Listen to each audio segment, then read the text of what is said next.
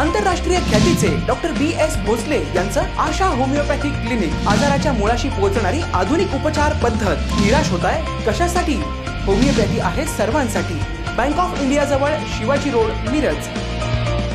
विट्यात पडळकर गटाच्या कार्यकर्त्यांची बैठक झाली। येत्या 2 दिवसात लोकसभा उमेदवारीबाबत भूमिका जाहीर होईल, ब्रह्मानंद पडळकर यांनी माहिती दिली आहे। सांगली जिल्ह्यातील सर्व कार्यकर्ते आणि आमच्यावर प्रेम करणाऱ्या जनतेशी संवाद साधून येत्या 2 दिवसात सांगली लोकसभेच्या उमेदवारीबाबत भूमिका जाहीर केली जाईल।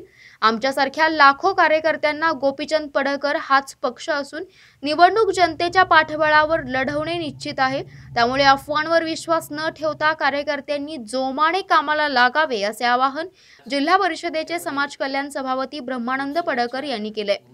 सांगली लोकसभा निवडणूक लढवण्याचं जाहीर करणारे गोपीचंद पडळकर यांच्या भूमिकेबाबत अनेक तर्कवितर्क लढवले जात आहेत।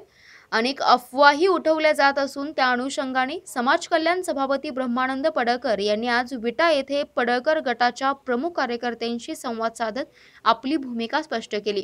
यावेळी माजी समाज कल्याण सभापती किसन जानकर, माजी नगरसेवक शिवाजी हारगुडे, राजू जानकर, संग्राम माने, शरद बाबर, मंथन मेटकरी, सुहास पाटील यांची प्रमुख उपस्थिती होती। विट्यामध्ये लोकसभेच्या उमेदवारासाठी सर्व कार्यकर्त्यांची बैठक झाली आणि त्या बैठकीतून एकंदरीत सूर आला की गोपीचंद पडळकरांनी लोकसभा लढवावी।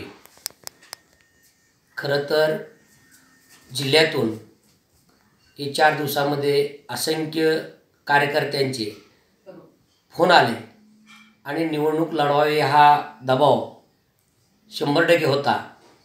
आज 4 कार्यकर्त्यांसंग चर्चा झाली आणि जनतेच्या आग्रहाखातर, जनतेच्या प्रेमावर, जनतेच्या विश्वासावर हे लोकसभेची निवडणूक आपण 100% लढणार आहोत। कार्यकर्त्यांनी कामाला लागायचं आहे। गोपीचंद पडळकर हे आपला पक्ष, गोपीचंद पडळकर हेच आपलं धोरण, या हिसाबानं आपण साऱ्यांनी ताकदीने लोकसभेच्या निवडणुकीला तयारीने कामाला लागायचं आहे। खरं तर जनतेच्या विश्वासावर आजपर्यंत गोपीचंद पडळकरांनी लढे उभारले आणि हा संघर्ष आपण लोकसभेच्या माध्यमातून जनतेसमोर आपण येत आहे। कुठल्याही अफवांना बळी पडू नका। कुणी काही म्हणेल, पण 100% गोपीचंद पडळकर हे लोकसभेच्या रिंगणामध्ये असणार आहे।